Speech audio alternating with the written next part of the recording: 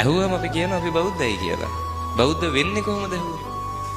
සමන අපිට මොනවද කියන්න තියෙන්නේ? මෙන්න මේකට උත්තරයක් දෙන්න. වැඩිම විශ්වාස දේවාලේ කපු මහත්තයාද බුදුහාඳුරුවෝද? ඈ? බුදුහාඳුරුවෝ. විවාදයක් නැහැ. හරි. මේ ප්‍රශ්න ආපුවාම ඒවට උත්තර හොයන්න දේවාල වලට ගිහිල්ලාම නැද්ද? ඒ කියන්නේ ප්‍රශ්න වල උත්තර දෙවියන්ගෙන් ඉල්ලන්න කියලා ගිහිල්ලාම නැද්ද? අද අපි මේ මම පැහැදිලිව මේ දේවල් මේ කියලා දෙන්නම්. නැත්නම් මම දන්නවා හරිය තර්කානුකූල දේවල් මේවා හරියම ප්‍රශ්න ඇති වෙන දේවල්. අපි කතා කරමු මේවා වෙන්නේ කොහොමද? ඒවා කොහොමද මේ දේවල් පැවැත්ම කියන එක. මේ ප්‍රශ්න වල උත්තර දේවල් වලින් හොයලා තියෙනවනේ නේද? හරි. ඔය දේවල් වලින් ගියාම කියනවා නේද සමහර ලාවට මේ ඔයාට මෙහෙම ප්‍රශ්නයක් තියෙනවා. මේකට පූජාවක් තියන්න ඕනේ. ඒ පූජාව තියන්න හිතමු දවස් 14ක් කියලා. දවස් 14ක් යනකම් තෙලට කන්න එපා කිරට කන්න. දැන් මේ දේවාලෙන් කියන්නේ. කිව්වොත් අපි අකුරටම කරනවද නැද්ද? කරනවනේ. හරි විශ්වාසයිනේ ඒක. දවස් 14 යනකම් ආයි තෙලට කන්නේවත් නැහැ නේ. ගෙදර කිරටමයි යන්නේ. ආයි වැරදිලාවත් තෙල් ගෑවිච්ච කෑමක් කැවෙන්නවත් දෙන්නේ. හරිම පරිස්සම් වෙනානේ. හදිස්සිය කිව්වොතින් දවස් 14 යනකම් මත්ද්‍රව්‍ය ಜಾති මුකුත් ගෙදෙට ගේන්න එපා. හරියටම කරනවද නැද්ද?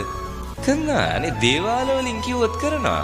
දේවාල වල කපු මහත්තුරු කියපුවා අපි කොච්චරනම් කළා තියනවද? හා. එන එක්කෙනෙක් හරි අත උස්සලා කියන හාමුදුරුවනේ බුදුහාඳුරුන්ගේ දේශනාව අනුව අපිට සරලව ගිහි අපිට දේශනා කළා තියෙනවා පන්සිල් පද පහක් රකින්න. හාමුදුරුවෝ අපේ පවුලේ හැමෝම නම් පන්සිල් පද පහ රකින්නවා. අත උස්සන්න එක්කෙනෙක් හරි ඉන්නවා. අපේ පවුලේ කවුරුවත් මදුරුවෙක්වත් මරන්නේ නැහැ. අපේ පවුලේ කවුරුවත් හොරකම් දන්නෙත් නැහැ නේද? හරි. ඉන්නවන අත උස්සන්න හඳුන අපේ පවුලේ අය පන්සිල් රකින්නවා. බලන්න කීයක් ඉන්නවද කියලා?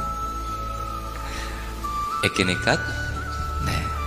හැබැයි බෞද්ධයිද නැද්ද? බෞද්ධයිනේ. හරිද? බුදුරජාණන් වහන්සේ ප්‍රතිපදාවක් විදිහට අනුගමනය කරන්න කියලා දේශනා කරපුවාගෙන් අපි මොනවද ප්‍රතිපත්තියක් විදිහට මේ රකින්නේ නේද?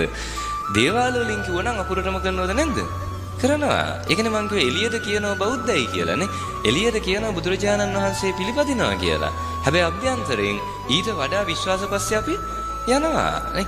හරිද? දැන් මේ කාටට කියන්න පුළුවන් හාමුදුරුවනේ බුදුහාමුදුරුවෝ දේශනා කරපු චතුරාර්ය සත්‍ය මට මතකයි එක දවසක් අපි ගෙදර දරුවෝ අපි හැමෝම එකතු වෙලා පවුලේ අපි හැමෝම එකතු වෙලා චතුරාර්ය සත්‍ය ගැන කතා කරලා තියෙනවා. එහෙම කතා කරලා තියෙනවද? ගෙවල් ඇතුලේ දරුවෝ වැඩි හිටියෝ එකතු වෙලා චතුරාර්ය සත්‍ය ගැන සාකච්ඡා කරලා තියෙද? ඊට අමතරව දැන් බෞද්ධ විදිහට අපි කරානම් කරේ මොනවද? බුදුන් වැන්දද නැද්ද? බුදුන් වැන්දා. බෝධි පූජා තියලා නැති කෙනෙක් ඉන්නව නතුස්ස. හැමෝම තියලා තියනවානේ. හා. කියමු බලන්න බෝධි පූජා තියෙන අරමුණු ටික. මෙච්චර කාල බෝධි පූජා තියපු අරමුණු මොනවද? පන්සලට ඇවිල්ලා බෝධියට බෝධි පූජා තියපු අරමුණු මොනවද?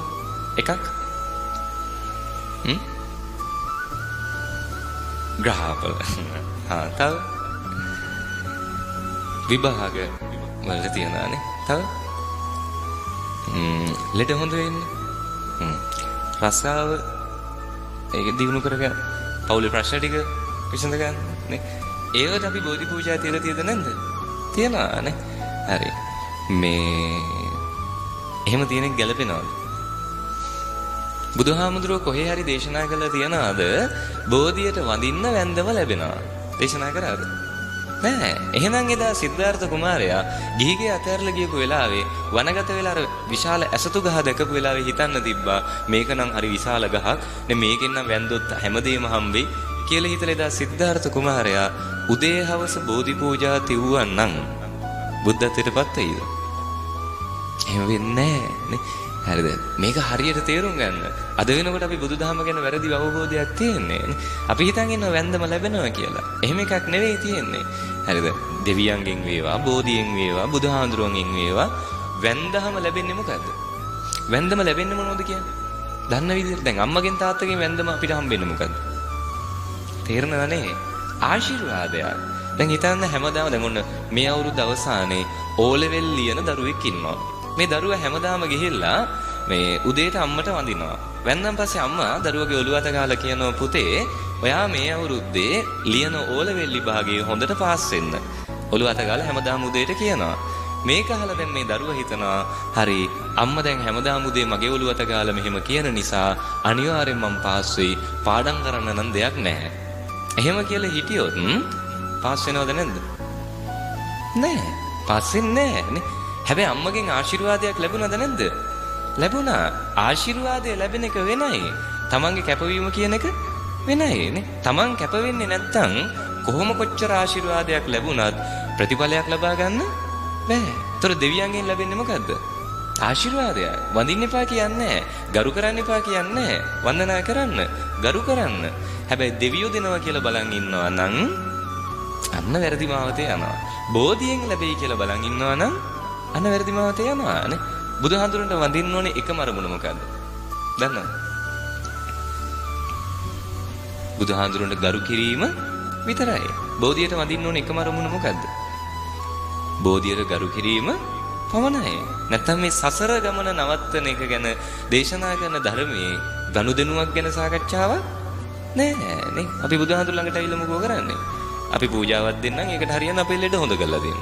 මොන විල්ලජනේදි කතන්දරද නේ? ඔයත් මේ ගනුදෙනු කළා නැද්ද? ඒ කියන්නේ බුදුහාඳුරත් එක්ක බෝධියත් එක්ක ගනුදෙනු කළා නැද්ද? අපිට දුන්නොත් අපිත් දෙනවා. එහෙම? එහෙම නෑනේ. නැත්තම් වාසනාවක්. හරිද? මොකද සමහර බෞද්ධයෝ ඉන්නවා නේ. ඇවිල්ලා බෝධිය ළඟට වැඳලා කියනවා මේ වැඳපු එකේ පිනෙන් දරුවගේ විභාගේ පාස් කරලා දෙන්න. පාස් වුණොත් බල්බ් එකක් දෙනවා. නේ? කියනවා නේ. ඔයත් එහෙම නොකරන එකත් වාසනාවක්. ඒ කියන්නේ බාහිර වෙනවා කියලා කියන්නේ අපිනේ. අපි කියනවා අපිට දුන්නොත් අපිත් දෙනවා. සසර ගනුදෙනුව නවත්තපු බුදුරජාණන් වහන්සේගෙන් අපි මේ ඉල්ලන්නේ නේ. ඒතකොට අපි මේක වරදව වටහාගෙනද නැද්ද? වටහාගෙන. ඔබේ ගැළවීම තියෙන ඔබේ ළඟ. ඔබේ ප්‍රශ්න වල උත්තර තියෙන්නේ ඔබේ ළඟ. බුදුන් වඳින එක බෝධි පූජා තියෙන එකවත් අදින් පස්සේ